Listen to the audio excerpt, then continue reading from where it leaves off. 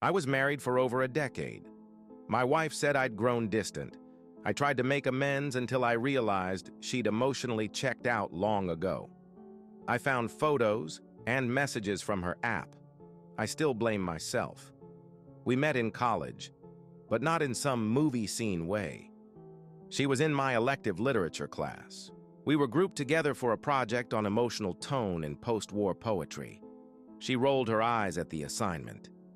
I made some deadpan joke about it. She laughed too hard. That was it. Not lightning. Just something steady that started to hum. Was 21. She was 20. We were both tired of hookups, games, performative dating. She told me on our third date, I don't want to waste time pretending I don't care when I do. It was honest, direct, a little scary. I remember thinking this one doesn't flinch. I was slower to open up, more careful with feelings. But she never made me feel behind, just allowed. We moved in together a year after graduating, split rent, bought mismatched furniture, argued over dishes and thermostat settings. But we were happy. We didn't need a lot of people or parties. Our version of fun was pizza on the floor and reading different books in the same room. Comfortable. That word always meant something good to me. She was expressive. She'd leave little notes in my lunch or tape one to the mirror if I had a bad week. I was the kind of person who fixed things, solved problems, made plans. She brought the softness. We were opposites in that way, but it worked. If I was quiet, she asked questions. If she spiraled, I held steady. We were a good match. We used to say it like a joke. I'm the anchor, you're the wind. We got married at 26 and 27. A small ceremony, no drama, just vows we wrote ourselves. Hers made everyone cry, mine made her laugh until the last line. That one made her cry too. We moved into a house the following spring. 2 bedrooms, one too small for guests, and perfect for a future we weren't rushing. We'd get there eventually. We didn't explode. We didn't fizzle. We just settled into each other, slowly. People always said we made marriage look easy. What? They didn't see were the little negotiations.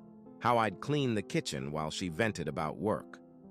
How she'd put her phone down the moment she sensed something off in my voice. It wasn't effortless. It was intentional. Sex was never the centerpiece, but it was consistent, intimate, real. Not fireworks every time, but connection. Even when we were tired or distracted, we found our way back to each other. Physicality was just another way we said, I still choose you. That mattered. She used to say, you're not the kind of man who sweeps someone off their feet. You're the kind who builds the ground under them. It was the best compliment I've ever gotten, and it's what made me believe, for years, that we were unshakable. We talked about kids. Eventually, she wanted 2. I leaned toward 1. We laughed about how bad we'd be at math homework. But neither of us was in a rush. We said we'd do it when it felt right. That was our thing. Not rushing, just growing. Slowly, deliberately, together. 10 years in, we still held hands in the car. Still sent each other dumb memes midday. Still said love you like punctuation. We didn't fight much. And when we did, we apologized. Fast. We were still us. And if we weren't, I didn't see it yet. It started with small things. She stopped telling me about her workday. I'd ask how her meeting went, and she'd say, fine, nothing interesting. She used to tell me everything. Tiny office drama, weird clients, vending machine crises. Now I was getting summaries. She got closer to a few new coworkers, more girls' nights, more after-hours events. I didn't mind. I wanted her to have her own life, always had. But I noticed she stopped inviting me to things. She'd come home late, tired, a little buzzed. I'd ask how it was. Good. Then she'd go shower, climb into bed, and scroll. Sex slowed down. At first, I thought it was just a phase. Stress, new routines, normal stuff. She said she was tired, not feeling it, overwhelmed. Totally fair. But even the little things, forehead, kisses, her hand on my chest, her reaching for me at night, stopped. She didn't pull away, she just wasn't reaching anymore. I brought it up gently, said I missed us. She smiled, leaned her head on my shoulder, and said, "We're just in a weird patch. I love you." And I believed her, because she said it calmly, kindly, like she meant it. I started trying harder, making her favorite dinners, cleaning without being asked, buying her flowers on Thursdays for no reason. She always said, "Thank you," but the sparkle never came back into her eyes. She looked at me like someone looking through glass, not because she was cruel, because she was already somewhere else. She went on a work trip, a real one, nothing suspicious. But when she came back, she was quieter. I asked if everything was okay. She said, "Yeah, just tired." That word again. Tired. Tired of what? I told her I wanted to take her out, just us. Dinner somewhere nice. Walk afterward. Unplug for a night. She said, "That sounds good. Maybe next week." Next week became next weekend.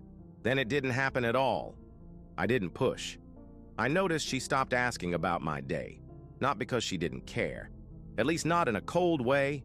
It just stopped being a ritual, like the part of her that used to reach for me emotionally had gone quiet. I kept talking anyway. One night I was venting about a rough work call. She nodded, said and kept scrolling. I don't even think she heard what I said. I stopped mid-sentence. She didn't notice. I told myself not to take it personally. In bed that night, I watched her sleep. Peaceful, familiar, still so beautiful. And I thought, if we're still lying side by side, how come I feel like I'm alone again? I started waking up early to make her coffee.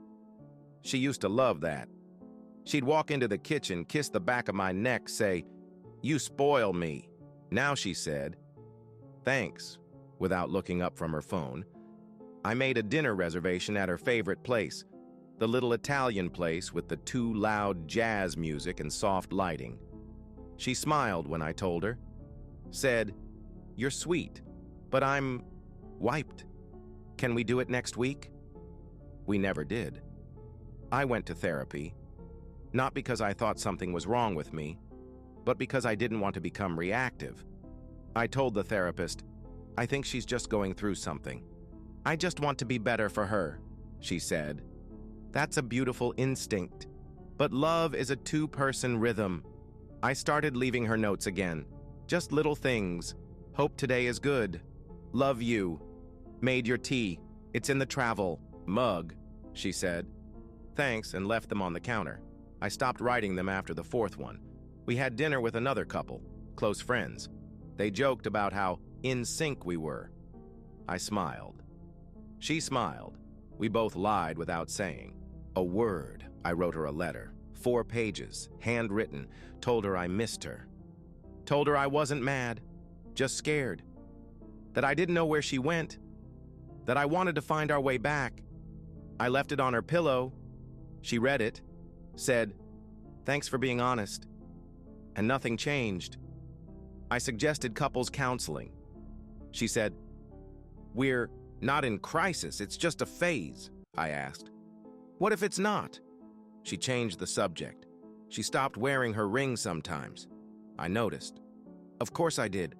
I didn't say anything, not because it didn't matter, but because I was afraid of what the answer might be. I stopped talking as much, not out of bitterness, just because I didn't want to keep dropping words into an empty room.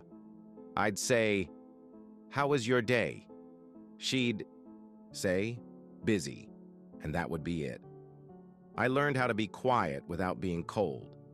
One night, while brushing her teeth, she said, "You don't talk to me like you used to." And I stared at her, wanted to scream, "You stopped listening first." But all I said was, "I'm tired," and that was the first honest thing I'd said in weeks. She asked if we could talk. She said it in that calm, practiced tone people use when they've rehearsed the whole conversation. We sat on opposite ends of the couch. No background noise, just us. I already knew. She said, "I've been feeling alone for a long time. Not angry, not sad. Just factual, like it was a weather report." I don't think we're connected anymore. I feel like I'm in this alone." I said nothing at first. Then finally, "Why didn't you tell me?" She just shook her head. I didn't know how to say it. And I didn't want to hurt you. She said she wanted space. Not a divorce, not yet. Just time apart. To think, to breathe, to see what she really wanted. I told her I'd move out. She said that wasn't necessary. I said it felt like the right thing. And just like that, I packed a bag. I stayed at my brother's for a few days. Didn't tell him everything, just said we were working through something. He didn't push, which made it worse. Because I needed someone to say, "Are you okay?" And no one did. She texted once. "Hope you're doing all right. I miss you." I stared at it for a long time, wanted to ask, "Miss what? The version of me you already buried?" But instead I just replied, "You too." Because I still wanted her to. Come back. I ran into her best friend at a grocery store. She smiled awkwardly, then said, "I'm sorry. I hope you're taking care of yourself." That was the first time I realized she'd been telling people. Framing the story. I didn't even know what that story was yet. She told our mutual friends it was a mutual decision, that things faded, that we were different people now, that I was kind but closed off. And no one questioned it, because it sounded believable, because I am quiet, and she's always been the one who tells the story first. I asked her one night if she'd already made up her mind. She hesitated, said, "I think we've both known this was coming." I wanted to say, "No, I didn't. I've been fighting, you've been floating," but I just nodded, because what else could I do? We decided to separate officially. She cried a little, said, "I still love you. I just don't feel like we're in love anymore." And that line, that cliché, tired line, cut deeper than anything else, because I realized she'd been working on how to say it for months, and I'd only just heard it. I moved out that weekend. She didn't help me pack, didn't ask where I was going, didn't say, "Let's stay close," didn't say, "This hurts," just hugged me, told me to be kind to myself, and I realized she'd been preparing to lose me. I was still learning I'd already been lost. I stayed quiet for a while, didn't reach out, didn't ask for answers. I thought that was maturity, giving space, letting her feel. But in the quiet, things started bothering me. Little things. A friend, one of ours, asked if I was okay. Said, "I know this wasn't your idea, but she made it sound like you both agreed." That was the first thread. Because we didn't agree, I just didn't fight her. I remembered the weekend trip she canceled, said work was too much. But that same weekend, she posted a picture of a dinner with coworkers. It hadn't meant anything at the time. But now I looked at it differently. One of the guys in the picture, I'd never heard of him before. I checked our old shared cloud storage. Not to snoop, just to get my own files. But the photo backups were still connected. I told myself I shouldn't look. Then I did. There were photos I hadn't seen before. Not intimate, not damning, but close, frequent, same man, same places, a brewery we never went to. A hike she said was a solo day, different outfits, different dates. She'd spent time with him more than once. I scrolled through our texts during that time. The days she was with him, she texted me, "Busy day, I'll call you tomorrow. Exhausted, need to unplug tonight. Hope your meeting went well, kind, casual, like nothing was unraveling." Didn't jump to conclusions, but I knew her. I knew her emotional voice. And the way she looked in those pictures, that was the look she used to give me. I confronted her, carefully, calmly, asked who he was. She said, "Just someone I leaned on for support when I felt disconnected." I asked how long they'd been talking. She hesitated, said, "A while. It wasn't physical." Then added, "Not until after we separated." I asked why she never mentioned him. She said, Because I knew how it would look, and because I didn't want to hurt you. I asked, "Were you already gone before I moved out?" She didn't answer, just said, "I didn't know how to stay." That night, I sat alone in my new place, staring at nothing. She hadn't cheated.